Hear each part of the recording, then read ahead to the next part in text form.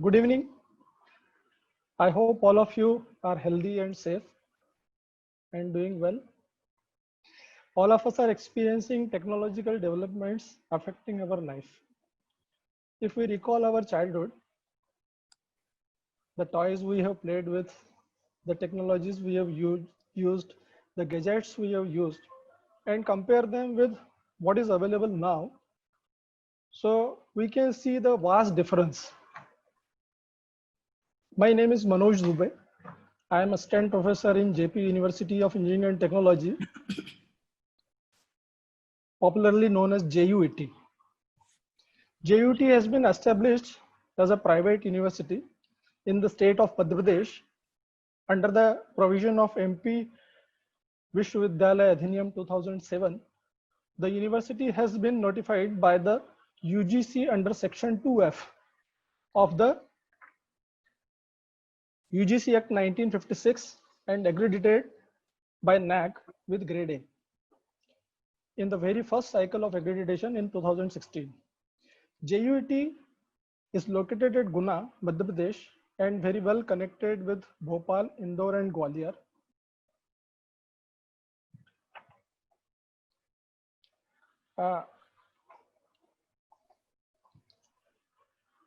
It has well qualified faculties and staff, well equipped laboratories, excellent infrastructure, residential facilities for students, faculties, and staff members, and a lush green campus which sprawls over 125 acres of area.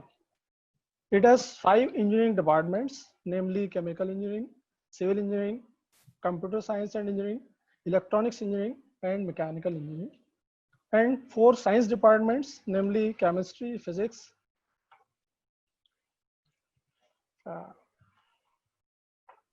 mathematics, humanities, and social sciences.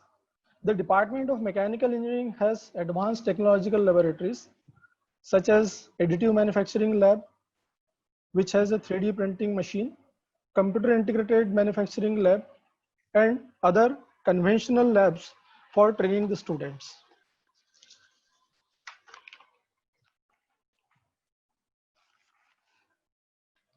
The technological developments,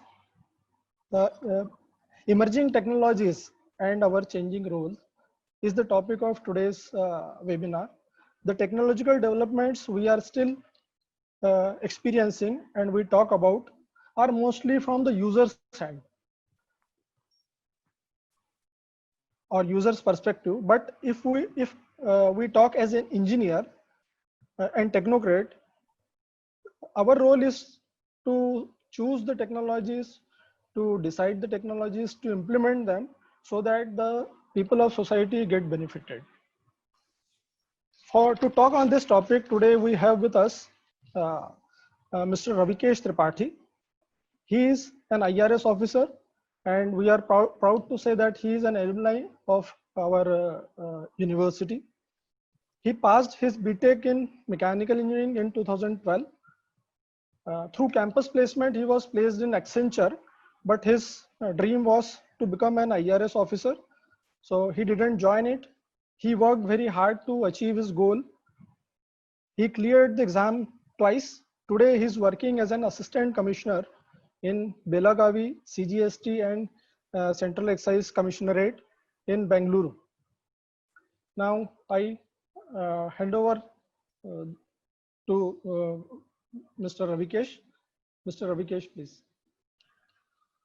First of all, thank you, sir, for this kind introduction. I would like to thank Pankaj Junka, sir. I would also like to thank Manoj Dubey, sir, Assistant Professor, Department of Mechanical Engineering, JUET, and obviously my alma mater, JUET Engineering, JUET Guna. Now, as sir has rightly said that I am an alumni, I passed out from 2009 2013 group, and I finished in 2013, got a placement in Accenture. Now, most of you will be thinking that why Accenture? Because it's the first company that came. I got the placement, and I was very clear in the 4th year that I wanted to prepare for civil services. So I started preparing on that front. So placement was more so for to satisfy the parent and the societal pressure that yes, I got a placement. That was the point. Now, currently in 2017, Civil Services 2018, they call it. I qualified civil services, and right now I'm working in Indian Revenue Services. Now, I'd like to share one slide through which we'll be able to have a continued conversation. Now, we'd like to talk about use of emerging technology in our changing role.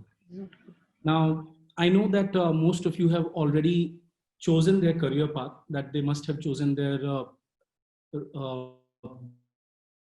branch of engineering, or some of the choices that they have already made, that this is the way, or this is the area in which I want to gain expertise, and this is the area where I want to do better. You must have chosen it. And there could be someone who are already deciding that, is this the area where I want to grow? Is this the area where I want to learn more? So most of you will be somewhere in between these phases, where you are planning to choose your area of expertise, or trying to learn and gain some area of expertise, or some of you are still confused that what should I do and where I should gain this, what is the area where should I focus in our future. Now, my point is very simple, that this is a high time. College should be, when you're coming out of the college and when you're joining, these choices should be very clear in your mind, that yes, I'm very clear that this is the area where I want to work in future. And this is the area where I want to gain more expertise and become a more expert in this area. Now, why I'm saying this, why you want to choose, why you should choose, and why you should work in this some particular area. This is a very simple reason. This is based on this entire topic that we are going to talk about. Now, let's talk about one book that really impresses me a lot, looking into being an engineer and being a student. This book is something which really inspires a lot to me. And it's very simple. It's a very old book, not a new one. A 1970 book, A Future Shock by Alvin Toffler. Now, in crisp, if I want to share that what this book talks about, it says that too much changes in too short a period of time. Now, what does this mean? It means a very simple thing. The book is talking about 3 phases of revolution. The first phase of revolution is talking about the Neolithic era, where we were just at the early phase of civilization, and we were realizing that what is the Homo sapien is all about. So the first phase is on somewhere looking into that aspect. Now, the second phase he's talking about is in terms of industrial revolution, that how the industrial revolution, the steam engine has changed, that to change the entire perspective and the humanity. And the third period that he's talking about, or the third phase that he's talking about, is the information revolution, or what he's saying is the information era. And I believe that we are in this information era. Now, why he's calling it as a future shock, that is the most interesting part. He's saying that in the first and the second phase, the changes or the technology which was emerging was changing at a very slow pace, that the entire development of Homo sapiens to coming to an era where the technological development are going on took around hundreds of years. Similarly, it took around 100 years and more, 150 years and more to realize the true potential of industrial revolution. But if I talk about in terms of information revolution, things are changing just at a drop of a hat. Everything is changing at such a high pace that we have to cope up with. And there, the role of each one of us as an engineer comes into picture, or a technocrats come into the picture, that you have not only have to analyze that what is emerging technology, you have to make a probable guess, but apart from that, you people also have to be ready for this future shock. And I'll give you a very simple example. All those 90s kids will be able to relate that in 90s, I remember that how these telephone booths and internet connections and systems was a big deal. And currently, you know that your system, your phone itself is something which is iPad, laptops, a lot of things, devices are available, which is easily and very easily providing you all those information. The way of exchange of information, the media revolution, the way in which the information is being transferred, the speed at which the information is transferred itself has changed. And that is a kind of a future shock we are in. When I was in school, I remember that Dave was a game which we used to enjoy. That if a teacher allows me to play 10 minutes or 15 minutes of Dave, or a tank game was there, I used to be so happy. And suddenly everything has changed. We used to remember that in the video games, Mario used to be one of the best games. The data transfer used to be through the floppy disk, and some series came out to be revolution. That when VCR changed, when in VCR you used to look into the movies, that 2 or 3 VCR used to be utilized for one movie. Suddenly the DVD came into the picture, and suddenly 5 movies are there in one DVD. So everything has changed. So it's not changing by default. As Manoj sir has rightly said, that as an engineer or as a technocrat, you don't have to just choose. You have to decide also that, okay, what you have to predict also, and you have to implement also. So you will be the one who are not only just a consumer, that, okay, this is a new changing technology, and I should be the one who are the new consumer of it. Rather, you should also be a creator of it. That, okay, let me predict that in future, what kind of technology is going to be there and how I can create such technology. So that is what I'm talking about, that we are in a state of future shock, and you have to be prepared that you don't get that shock. Rather, you should be prepared in a fashion that you are the one who are being part of this emerging technology. Now, before starting all of this, let us try to understand that what do we understand by this emerging technology, and why I have used this 2020. The kind is that let's try to understand that as of now, what does it mean with the term called emerging technology. Now, emerging technology is very simple. It's not something very new. Rather, it has a two meaning. Sometimes people take it as a new technology, and sometimes it is being understood as a technology which is already continued, but the changes are very vast in nature. So it's a continued change of the same technology. Sometimes we define it as an emerging technology. Now, if we try to define some of the feature of this emerging technology, will be radical novelty. That is something which is which is capability to bring something new on the table. Fast growth, that is a very fast changes. A coherence should be there. It should not be, it is emerging in nature. That is a coherence, a continuity is being present. A prominent impact in the society in technological terms, in industrial term, and uncertainty and ambiguity. That is, we don't know that till what time this technology will be relevant. Like when the pen drives or the CDs came, we realized that this is the best way to share information. And suddenly the pen drives came into the picture, hard drives came into the picture, which slow in size, nanotechnology came into the picture, and suddenly the size reduced. And we realized that we don't need to have a big and a huge framework like of structure to keep the data. So things are changing at a very fast pace. So you cannot just have that I have created something or dreamt or think of something, and this is going to remain there for eternity. You have to be very ready that things that you are creating, things that you are planning can change with the change of time. So I think that is where you have to be prepared for this emerging technology. Now, if I talk about some top technological trend,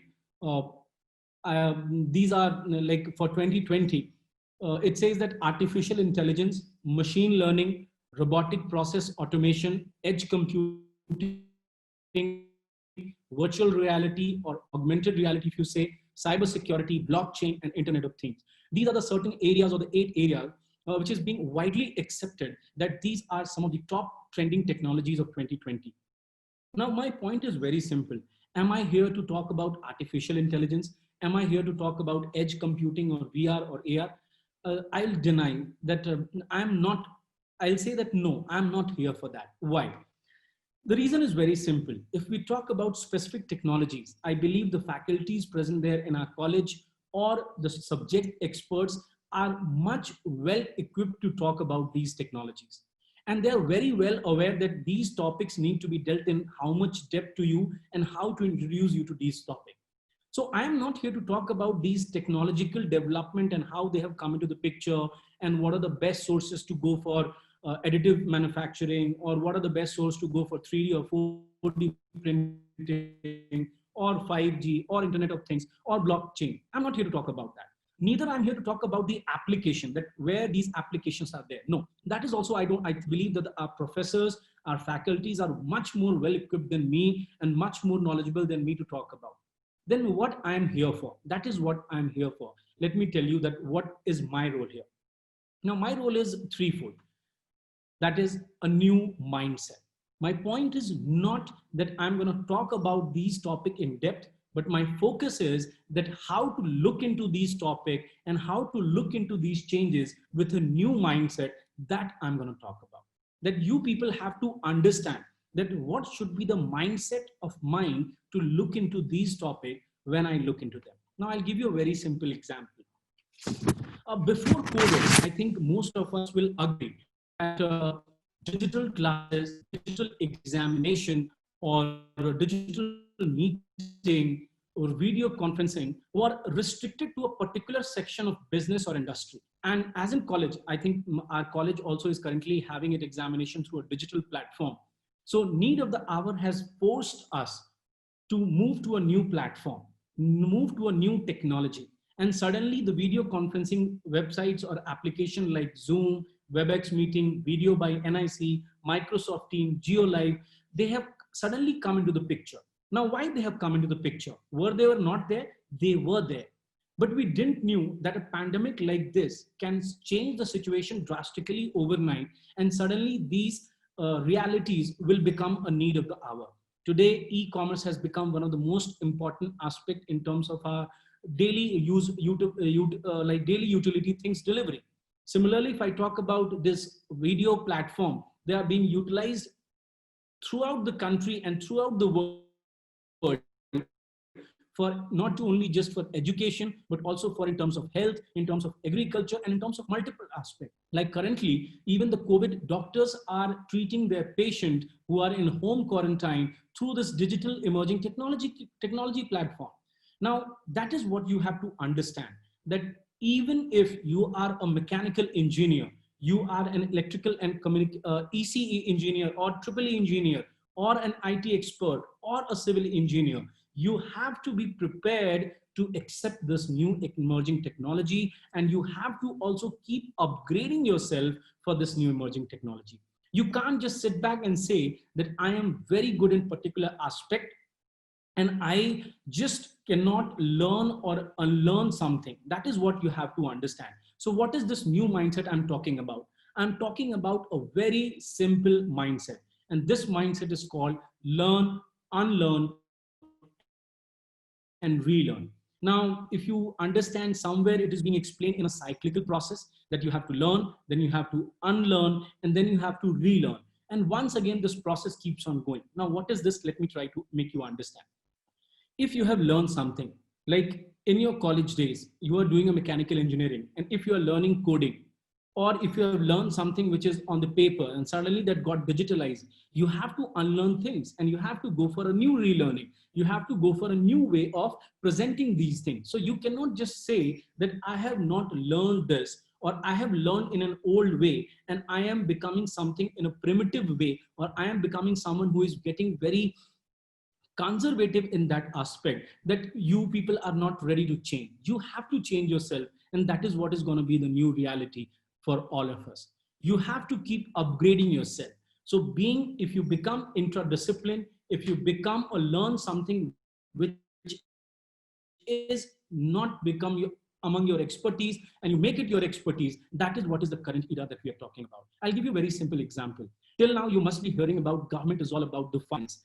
Now, we all talk about the government. I'm working with the government of India, and government, one of the most important thing that we talk about is files. And आप file में देखते हैं कि कैसे हमारी note sheet होती है, कैसे हम उन पे करस्पॉन्डेंस करते हैं, और उन पे हम कई बार अपनी मार्किंग्स भी देते हैं. Now from you, and this from this month itself, the government, my like board, the CBIC has shifted itself to e-office. Now we are moving the entire files on a digital platform, where digital platform will be used to not only just for the file movement, but also for file noting and all correspondence. Now, it's for me as a youngster, I can say that I know the systems and I know the e-office. So for me, it is quite easy. But for a person who is working at 40s or 50s or 55 or 60s, They are, even before their retirement, they also have to accept it, that now I have to change my entire process, whatever I have done throughout my life, to a digital platform. Now, what is this is going? This is what I'm talking about, that you have to learn this new method of file movement. You have to unlearn the old method of file movement and relearn that how we have to keep on doing it. Now, as a youngsters, for us it is quite easy, believe me. For us it is not a difficult thing to learn and unlearn. That is what the speed or the space of it should also reduce for us. You cannot say that just from shift from one system to another, I will take a year or a lot of time. That pace of it should also change. Why? Because emerging technology itself is also changing at a fast pace. So that is what I'm connecting the dot. That why I started with this future shock. I started with this future shock with an idea that the things are changing at a very high pace. And since things are changing at a very high pace, you also have to be ready to bring that changes at a very high pace. And you also have to learn and learn at a very high pace. So you cannot just sit back that by the time you're learning something, suddenly the technology itself has changed. So you have to make that pace very regular. And that is what the trick is all about. Now, let me give you a very simple example. Once again, things which I'm working about. This is called risk management system. Now, this is also something very emerging, and that we are talking about, that how can we minimize the risk that what we are doing in our systems or in our business. Now, even when we talk about the planning commission or the government planning or for the business planning, every business do for this scenario planning, what we call in planning. If you go for management terms, this terminology is known as scenario planning, that you plan for 3 scenarios: a very good scenario, a moderate scenario, and a very good and a very bad scenario. Post World Trade Center attack, most of the industry realized that from 2008 and World Trade Center attack, they must plan according to scenario. That what if a situation goes bad, how we'll be able to manage the system. That is called risk management, where you monitor, you are aware about the changes, you identify, you implement, you control, and you evaluate. Now, let me give you a very simple example. You must have heard about the Indian customs. That is also my parent department. So in Indian custom, millions of containers are coming every day to us, or small packages or big packages are coming to us. And what we have to do, that we have a very conflicting role, I would say. On one hand, I have to facilitate the business. What is this facilitation of business? That is ease of doing business, where I have to ensure that the container get cleared on the custom ports, by custom officer as soon as possible, or in a minimum time required. On the other hand, we also have a role of an enforcement officer, where I have to ensure that nothing contraband or nothing which shouldn't be allowed in the system or in the country goes beyond my port. So I have to ensure the security, and I have to also ensure that I should facilitate the trade. Now, these are two conflicting goals that we are fighting with. But that is where this technology comes into the picture. Now, I am bringing that how technology is present everywhere, whether it is mechanical, whether it's civil, or whether it's other aspect. That here also you have to analyze that what is the risk parameters that you have. You will go into looking into these risk parameters for each importer, design a system where you will finalize that, okay, this is the amount of risk this person importer has, and depending upon the amount of risk and the parameter, you will be going into checking or examining those goods. Now, how this is going to help me? This is going to help me in a way that here technology is helping me to ensure that at least based on certain parameter, I can segregate the number of people or the number of goods or the containers coming to us.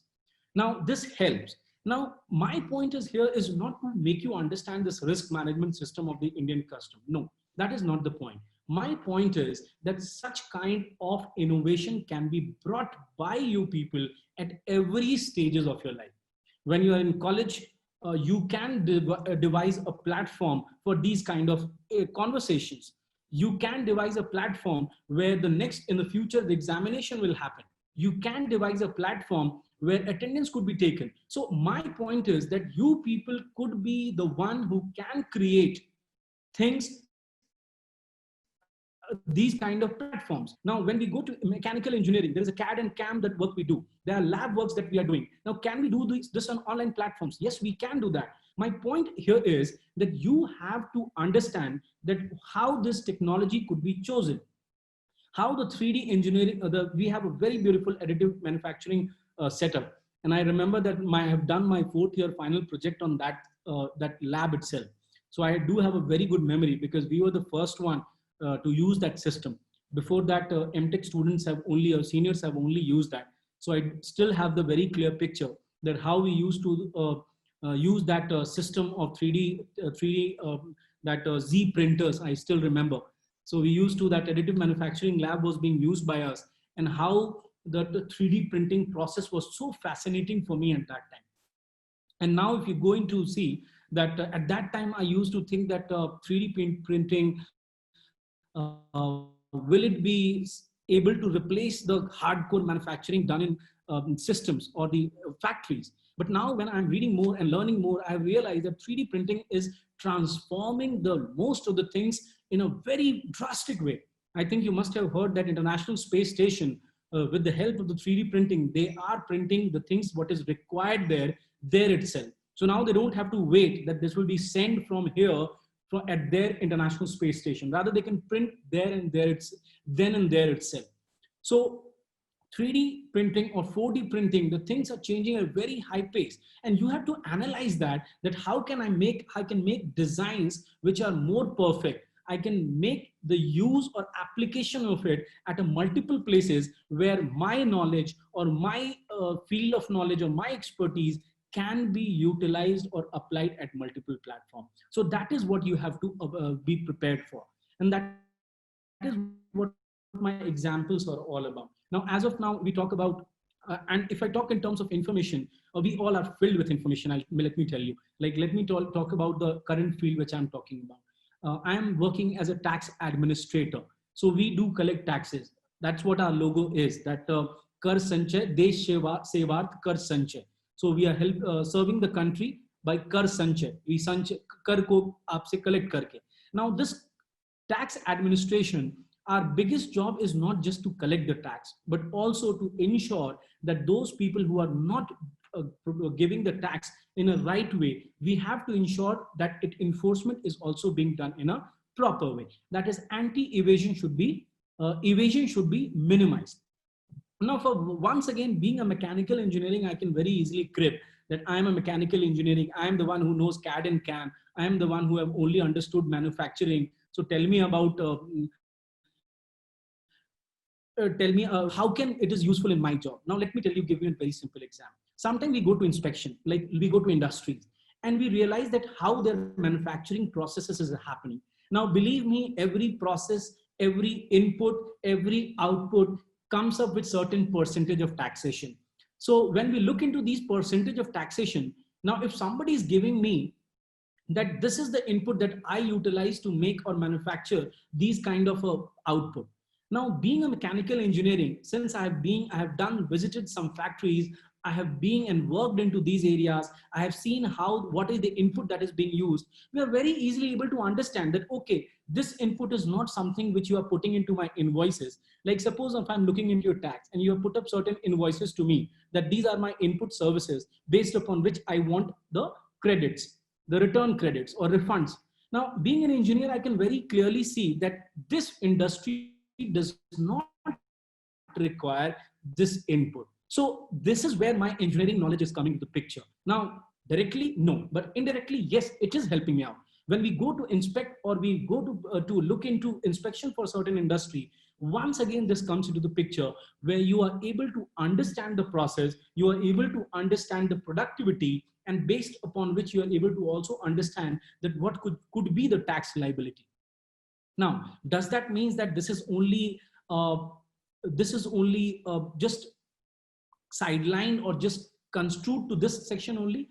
No, I have to understand that I cannot just say that I know these areas, so my upper hand will be there, but obviously I have to keep on changing my abilities also. So we know that artificial intelligence, if I'm talking about machine learning, that if you're talking about robotics, that if you're talking about all is relevant in my profile of work also. How I'll just give you an example. We are using artificial intelligence, or you call that machine learning, to come up with the data, that how much like data that where we should focus on in terms of evasion, or what could be the area of our monitoring. We are using it, government is using it. The Digital India platform, if you look into the details of it, it talks into details of all about this. Now so that is what you also have to be aware about, that whatever the section of your engineering is, if you are an IT expert, if you are an EC expert, if you're a triple expert, civil engineer expert, or a mechanical engineering expert, you have to understand that your mechanical engineering knowledge have to be clubbed with this emerging technology to make it relevant. And that is what is the entire process is all about, that you have to club your awareness, you have to club your AI knowledge, machine learning knowledge, your robotics knowledge with the other knowledge to ensure that you can able to provide something very good, something relevant to the society. Like blockchain, you must have understood, you have heard about the bitcoins. Now one of the best part of the bitcoin or the which is making it very popular is about the blockchain technology. And you must have aware that this blockchain technology is now being used at multiple places, even in financial transaction, even in data keeping and other aspects. Now how this is helping me, the technology is belonging to a certain particular expertise, but what you are doing, you are just importing into your area and making it relevant. And that is what I expect, or just suggest I should say, from all of you, that you people, being a curious soul, being an ignited minds, you people can do this. And that is what you have to be aware about.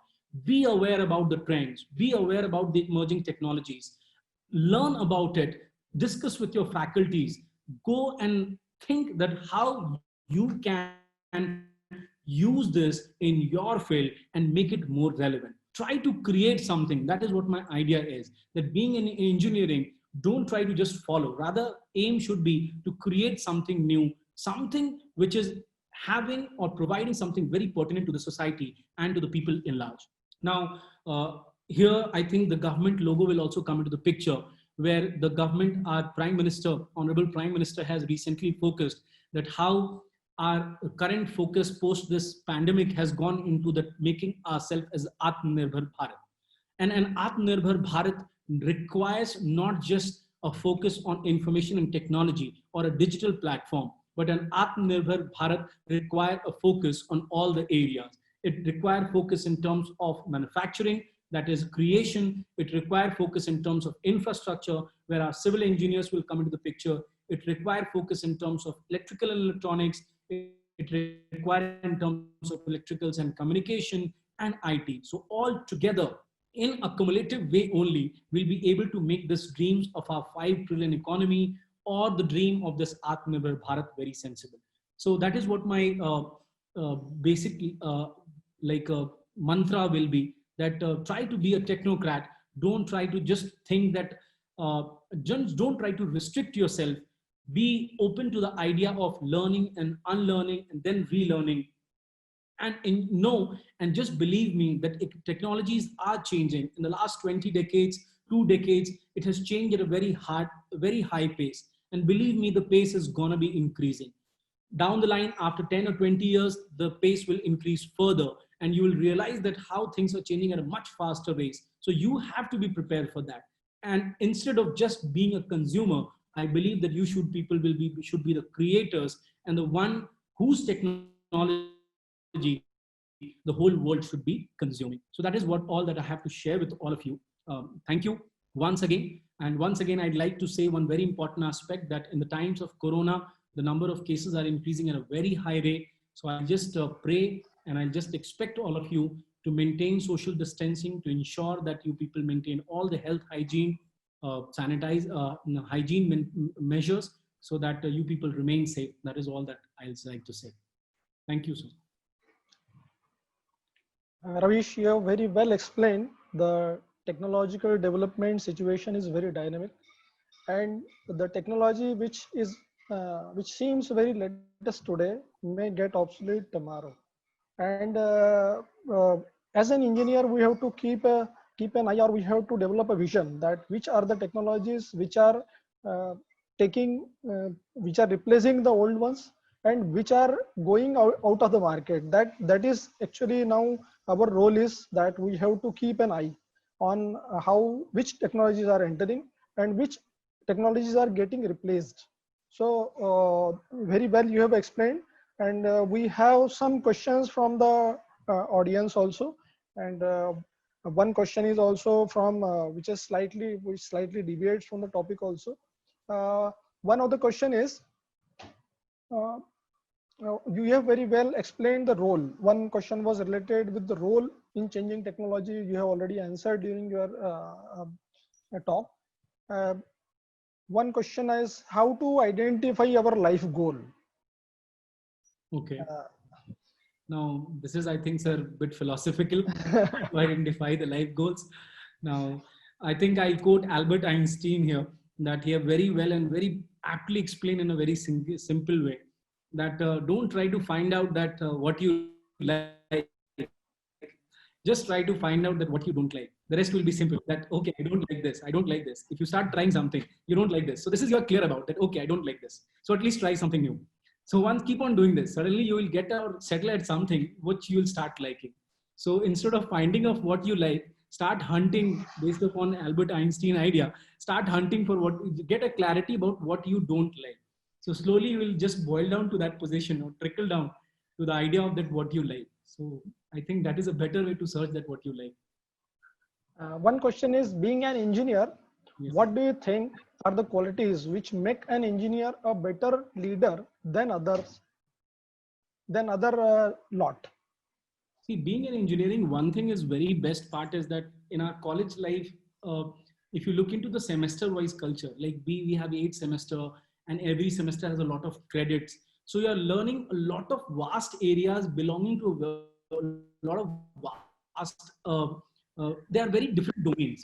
Like manufacturing is different from fluid. Fluid is different from SOM. So a lot of things that we are studying is very different, and all together you are and that is changing at a very fast rate, that hardly 6 months is there to learn it, to make it finalize, that you learn the entire topic and get into the details of it. So you become a fast learner. That's what I have learned, realized in college, that in college, even in the last 1 or 2 weeks, we are able to prepare the exams, we are able to do our projects. So that helps us to become a very fast learner. So that is one thing that I have learned. Another thing that you understand is that when you are a fast learner, one thing that you learn is a sense of proportion. That is very important. What is the sense of proportion? That I have to study 10 things. Now I know that out of these 10 things, your exams are coming, so this is going to be very helpful.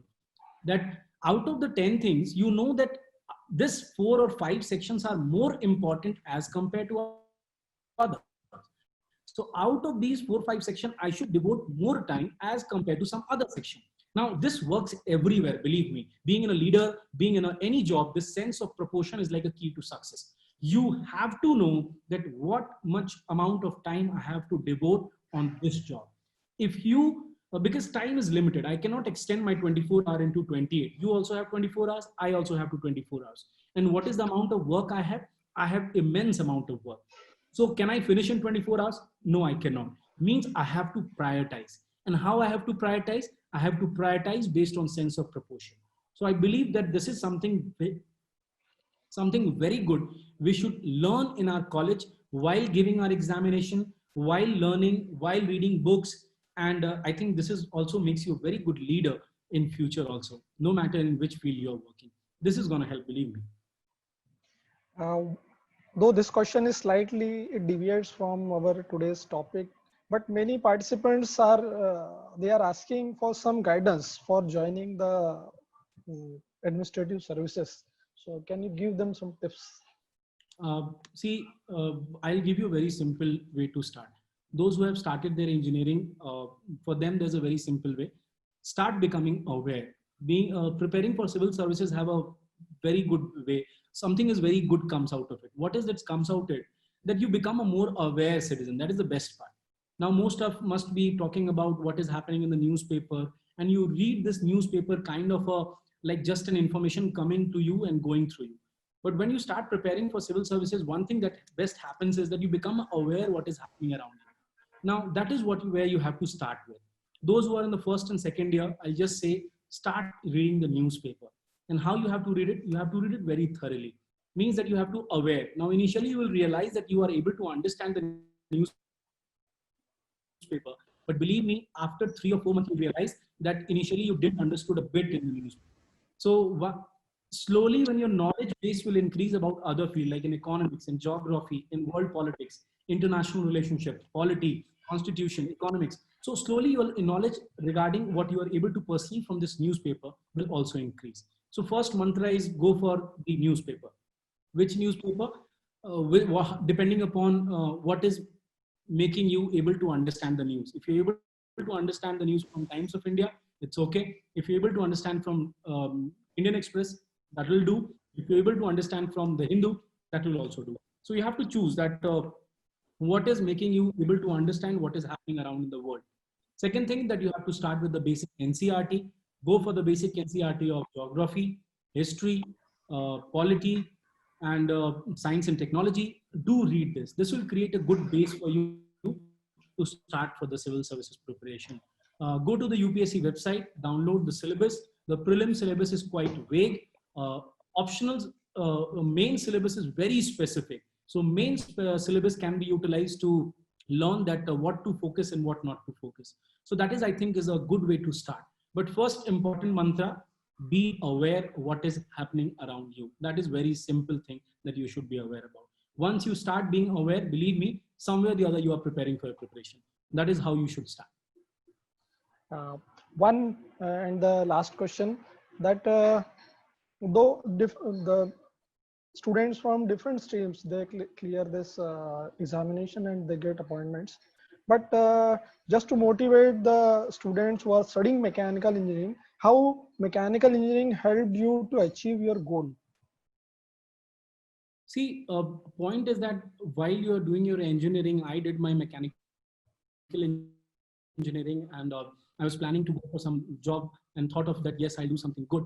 But in the process, while you are studying, because of the college and the faculties, I had an exposure, I had a discussion where I realized that, see, you have to understand that what is your capabilities. And basically in the engineering, we people don't understand it. So who is going to help you out? Your parents and your faculties. Who's going to boost you that no, you are something more, for you are made for something more. And believe me, a teacher is saying it, just even if he's saying randomly that you are made for something, as a student, for me it makes a lot of sense. I believe that no, if he's saying, such an experienced person, such a knowledgeable person is saying something so good about me, there must be something in me. That is why sir is saying something like that. And believe me, these words act like a miracle for every one of us. So college is something for this only. While I was in my college, my faculties, somewhere or the other, their word of motivation worked act like a miracle to me. They said that you should try something more, you should go something for bigger. And I realized that what should I go for? So there was only two choices, that I should go in my technical field or something beyond. So my friends were going for this GATE examination and they were planning to go for MTech, and some of them are really doing very great in their specific field. I went on to the both the aspect. I went on to the GATE syllabus also, as well as my civil services, kind of something this which brought, like, I liked it. So that is what my point was, to go for it. I was just making a choice, whether MBA, whether GATE or a master's, or whether this one, the civil services, and this syllabus which brought me closer to it. So the process of engineering helped me to make these choices, to understand what I'm liking, where I should do better, what I should think in my lives. And I think most of my batchment also have done this, that some of them realized in the process of doing this engineering that, okay, I'm liking this subject so much that I should do masters and that's from some of the college and do experience. So college will help you in that way only, to realize your true potential. Like I say, that fundamental rights help you to realize you as an individual. Same, a college will help you to realize your potential, that how much and how much extra you can go for, and what kind of jump you can think of taking in future. And believe me, your faculty is going to be I should be the magician will be your faculties, who's going to help you out in this process. Uh, One more thing I would like to ask, that actually any educational institute, its real customers are the industries. whatever products it is making, like engineers, if they are not acceptable in industry, Yes. that means we are not doing our job properly.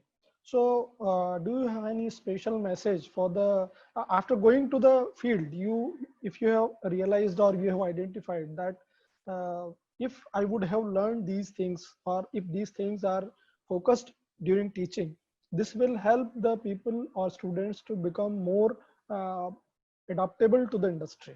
So do you have any message to the faculties and as well as for the juniors also, that how they should how should be their attitude towards the things, and what to faculties also, that what should be included in our teaching, or what are the lacunas which should be covered up?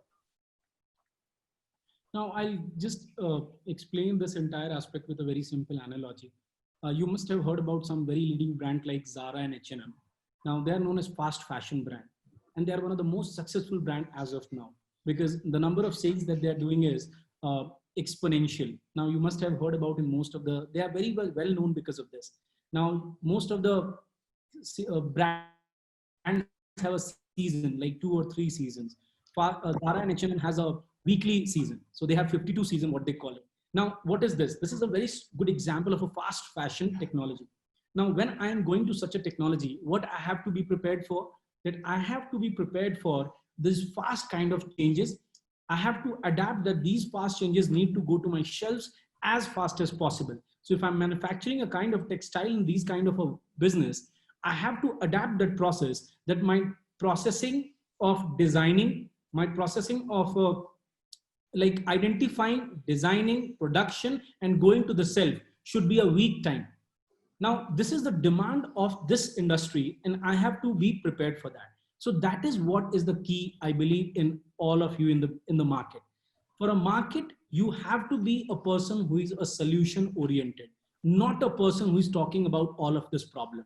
I cannot go in an office and start cribbing about that you have not given me a comfortable chair. The AC here does not work properly. How you can expect my mind to work in a proper way? That kind of like cribbing at an early age is, believe me, something which is one of the biggest thing which the industry does not want.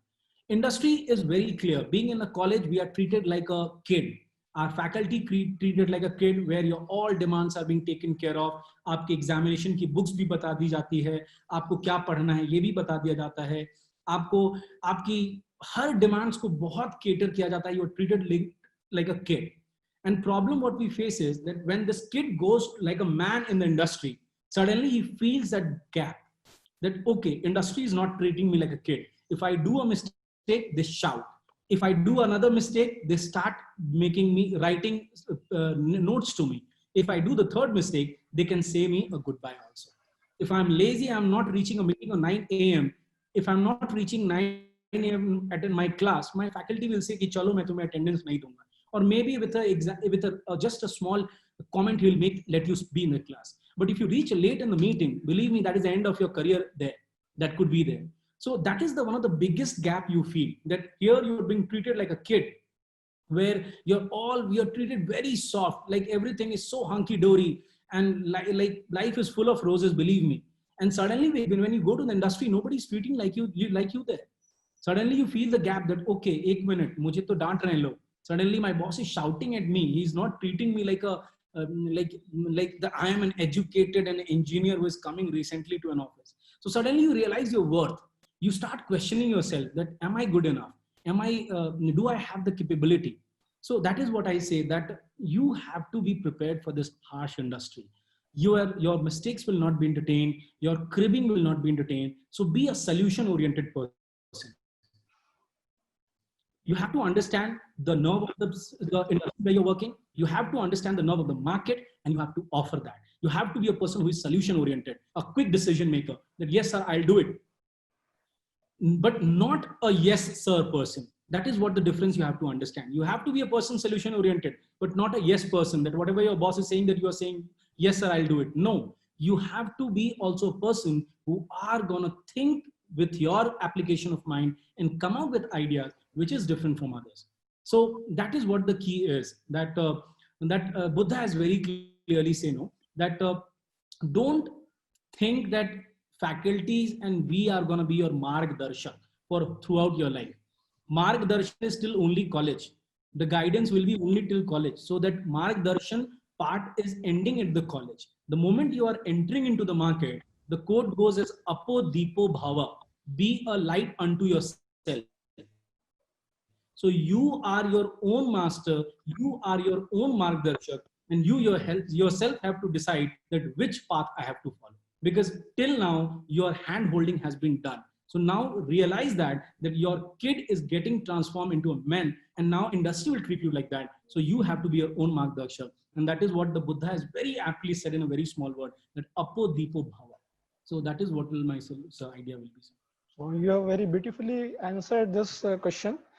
And lastly, one question has appeared from our participant, Simi.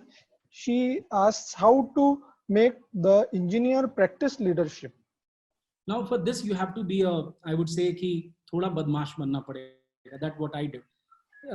How to become a leader? Use all the opportunities. So you're sitting back in college and reading books does not makes you learn this leadership skills. People, Gandhi ji also being the father of the nation faced opposition. You must, if you have learned my experiments, Gandhiji's books, so you must be realized that how he faced opposition in South Africa, how he faced opposition in India, and how at multiple juncture people believe that Gandhi is not the right leader. But he kept on believing his views and he remained determined and he became one of the best leader examples that we have ever have in our country. Now that is where, how do you learn this leadership quality? This that when a badmash बनने वाला opportunity यही आता है. You have to go to the fields, means sports field. You have to take grab opportunity in your cultural fest. You have to grab opportunity when your teacher is saying that please collect these data and organize a science seminar. You have to be smart enough to understand that okay, if my teacher is saying that create a WhatsApp group, that it itself, believe me, that itself is not easy these days. If you have to create people and bring people on WhatsApp group, that itself require a lot of persuasion that yes, this group is not for work, this is just for fun things, this is has this much of impact. So whatever you are doing, take a lead, start taking a lead, say that yes, I will do it. Take a challenge yourself. Once you start that, now whether it could be as small as creating a WhatsApp group, it could be as big as managing your entire technical or your cultural or your sports fest. So whatever opportunity comes to it, grab it, try to put your 100%, try to excel in that. And believe me, slowly you will realize a lot of things, that what is the importance of team spirit, what is the importance of bringing people together, how to convince other, how to, sometimes you have to be a, like not a person who just speaks, but rather you have to person that is the lead from the front, walk the talk kind of a situation has to be there. So you have to realize that sometimes you have to bring the diplomacy of bring the truth and the satyagraha nature of the Gandhi, and sometimes you have to become the firm and the Iron Man of Sardar Vallabhbhai Patel, and sometimes you have to become the diplomat like a Nehruji. So all tricks and tricks need to be brought into to make you a good leader. So that is what you have to become, and what is I think you have to start incorporating while doing this small task, and that is what will make you a very good leader, believe me. You have also you have very well addressed this, because nowadays this is a common tendency of people that they are using their intelligence in avoiding the work instead of taking it up. So Yes. you have given a very correct message to the people, and I thank you very much. You have spared your precious time from your such a busy job, and you have shared your ideas with the audience. And we also thank to Gaganjit. He has organized very well. So thank you very much, and have a nice day. Goodbye. Thank you. No, pleasure is all mine. Thank you, sir.